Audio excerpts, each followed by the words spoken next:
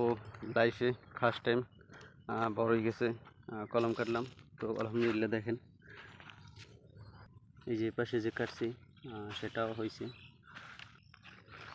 পাশে যে কটা কাটছি সে কটা হয়েছে। টোটাল 4টা গাছ আর কি টককুলা ছিল, সেটাকে চায়না টককুল করে দিছি।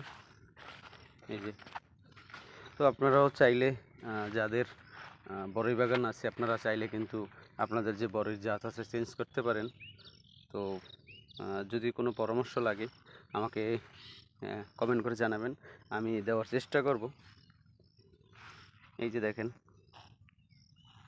এখন কিন্তু আপনার নতুন করে গাছ কেনা হলো না, এবং কলম করলে যে সুবিধাটা হয় সেটা হলো এই গাছটা কিন্তু দ্রুত বেড়ে যাবে। একটা চারা লাগালে কিন্তু এবছর ফল নিতে কষ্ট হয়ে যায়, অনেক সাবার দেওয়া লাগে, বা বাগানের ভিতরে মাঝখানে একটা গাছ লাগালেও যত্ন করা হয় না, সেক্ষেত্রে কিন্তু এই জিনিসগুলো দ্রুত হয়ে যায়।